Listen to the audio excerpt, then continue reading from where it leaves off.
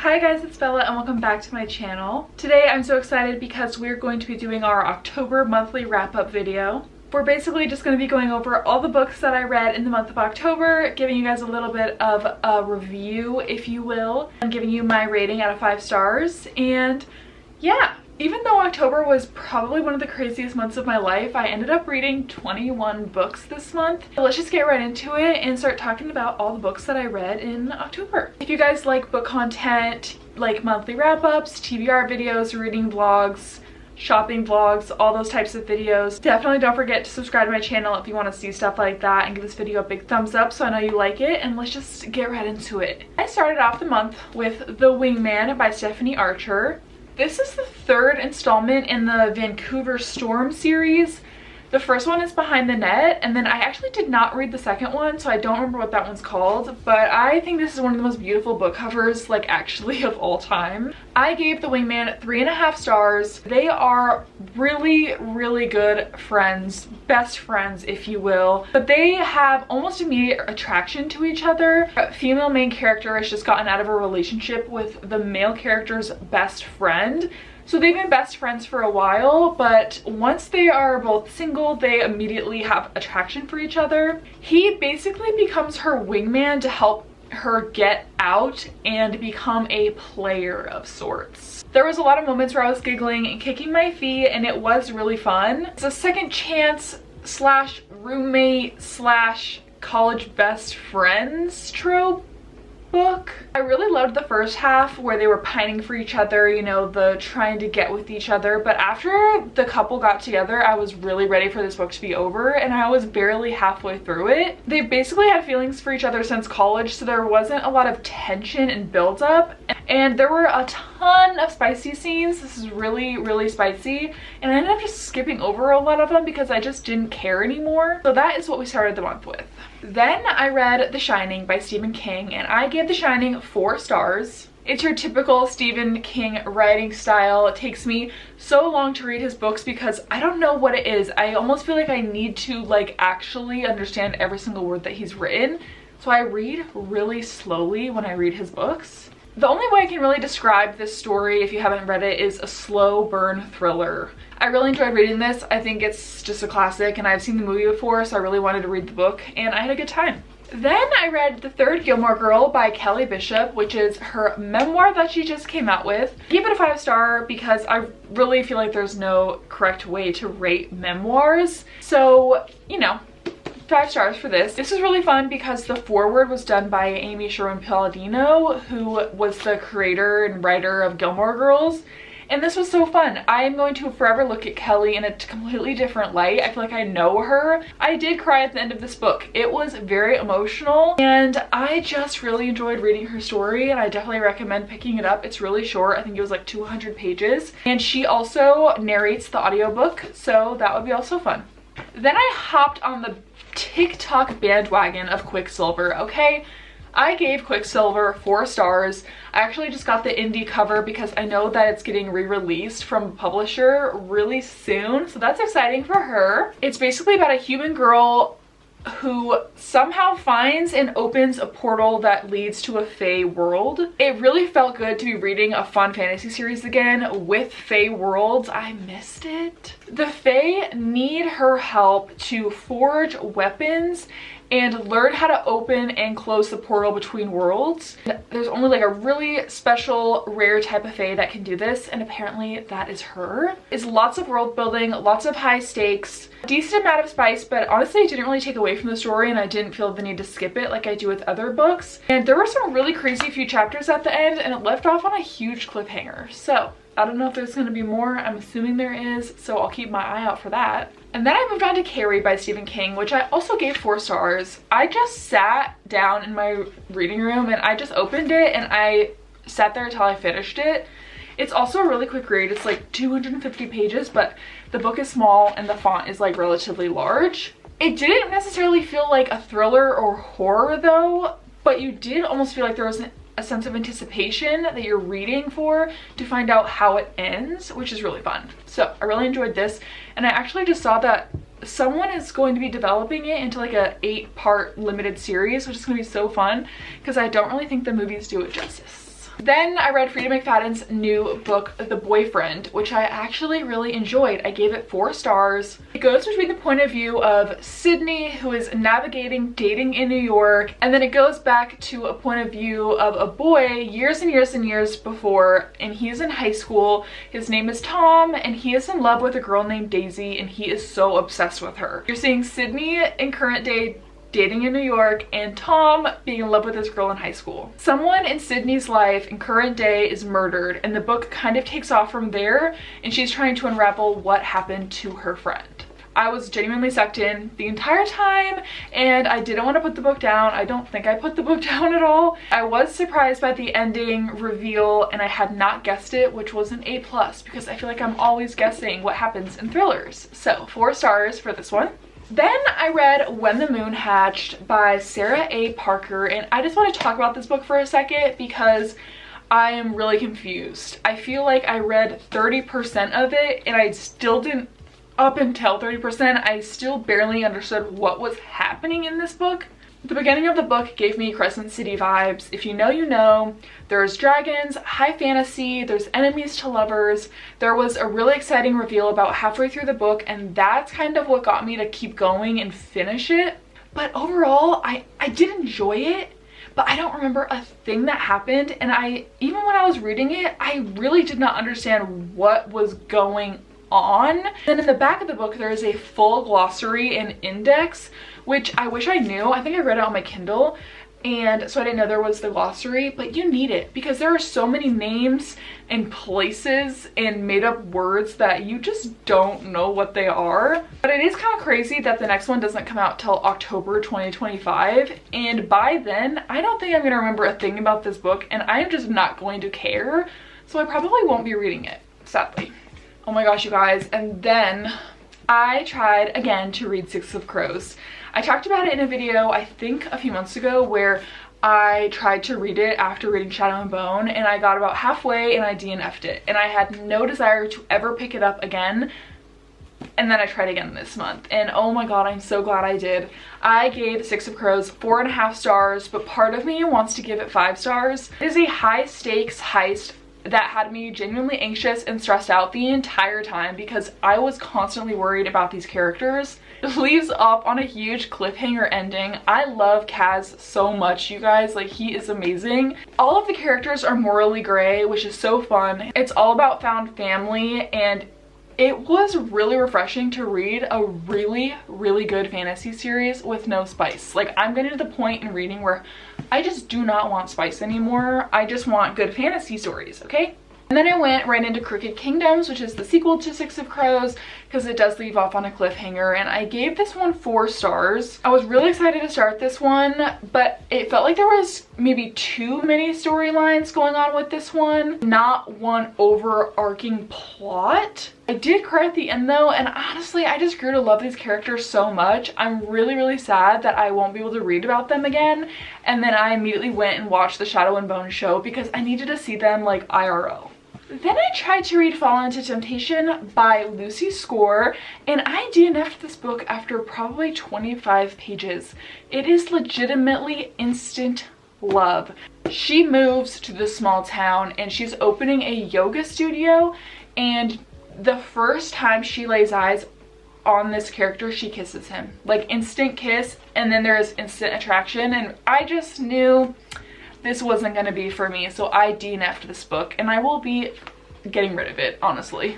Then I picked up Belladonna by Adeline Grace, which I gave 3.5 stars.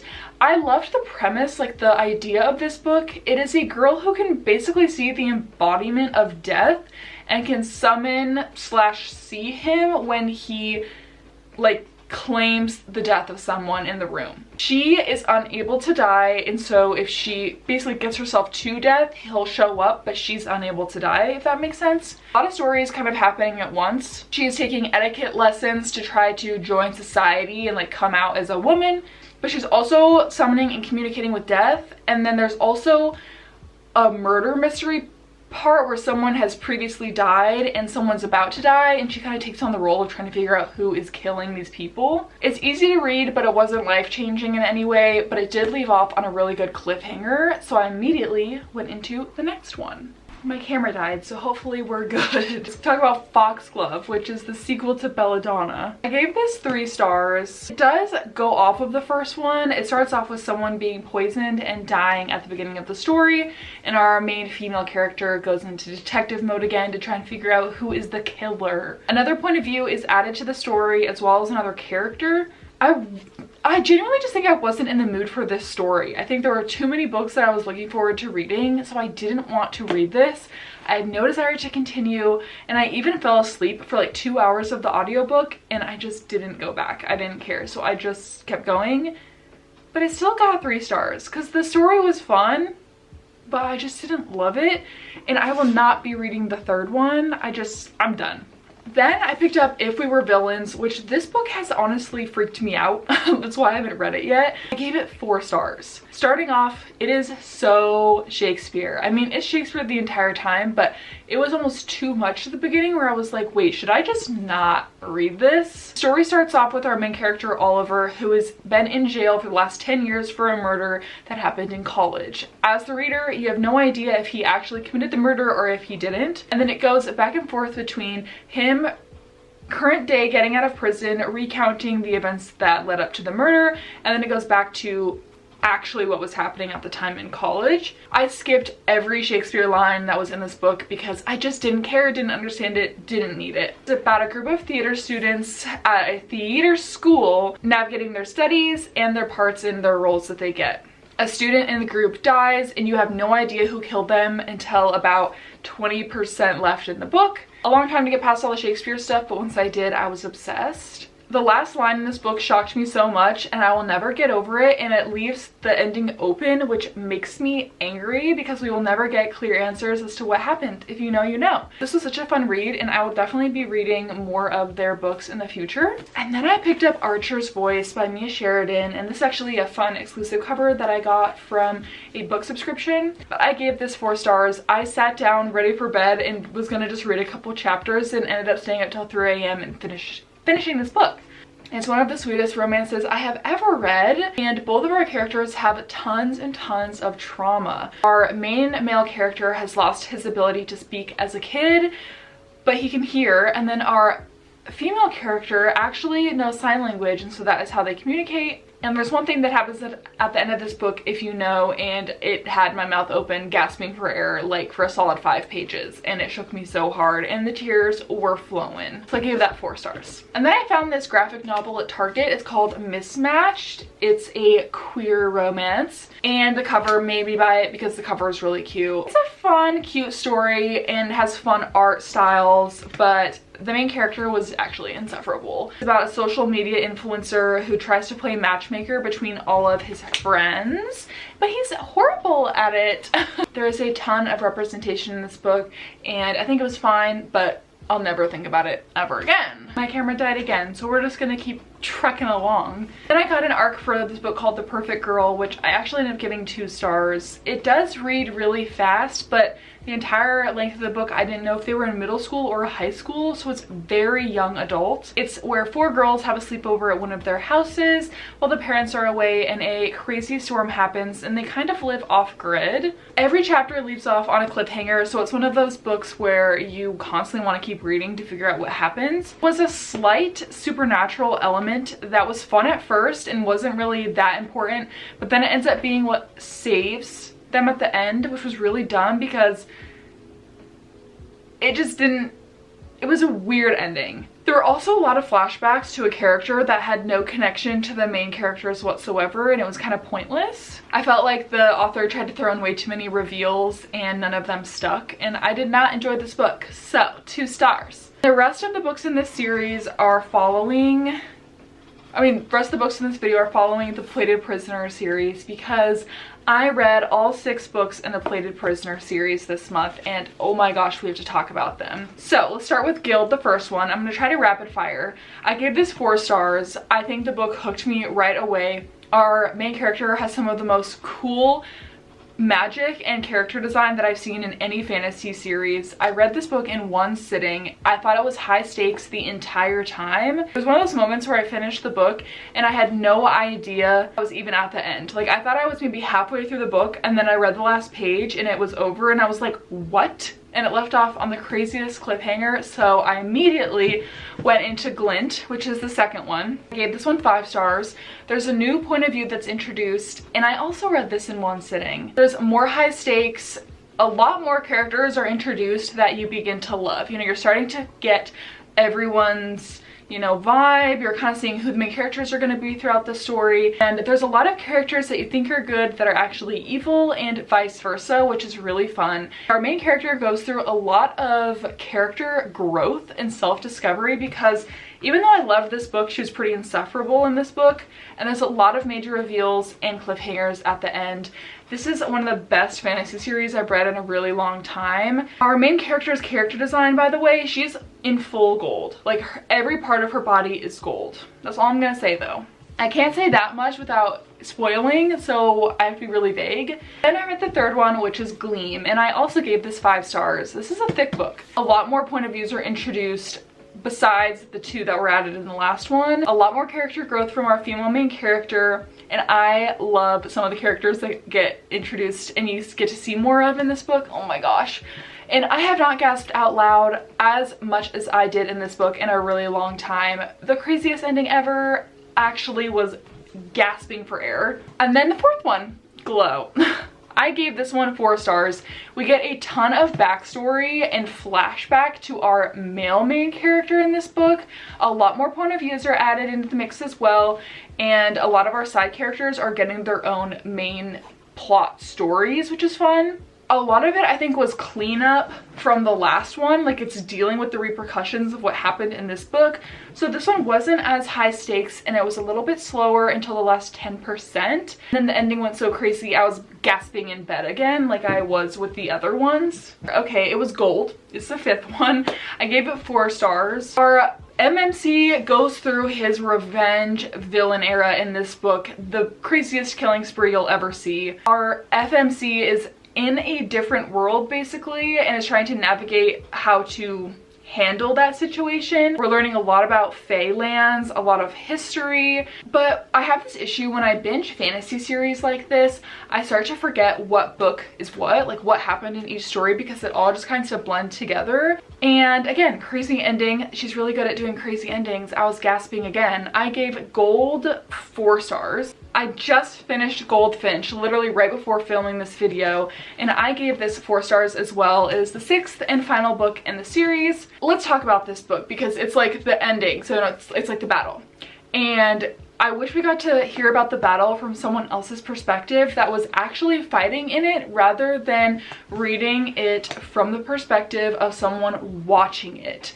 It wasn't like a high stakes battle because you were almost reading someone narrate it that wasn't actually in the fight. And it's also interesting to read a fantasy story where it's almost from like the human perspective, where the Fae are the evil in the book, when normally it's the opposite. Normally you're rooting for the Fae and not the humans, but in this one it was the opposite. I didn't think that the villains were in this story at like not even close to enough, because you barely see them, and then when you're like, okay, it's over, and I barely even saw them. Yeah, they were scary, but you didn't get to really see them in action. I really enjoyed the last 30% of this book, and overall, I think this series gets like a 4 or 4.5 stars. As a whole, I thought it was really good, really fun world building, loved the characters, and I'm glad I finished it. It was a fun ride. My camera just died for the 4th time during this video, so we're just going to wrap it up, okay? That was all 22 books that I read this month. I counted wrong. It was actually 22, and I am so excited to go into November. I feel like spooky season's, officially over, so I'm excited to see what types of books I read during the month of November. If you have any book recs for me, definitely let me know. A few days ago, I posted my TBR video for the month of November, so go check out all the books that I'm gonna read from that video, and subscribe to my channel if you guys want to see more book-related content. Give this video a big thumbs up if you enjoyed it, and I'll see you guys next time when I post a new video. Bye, guys!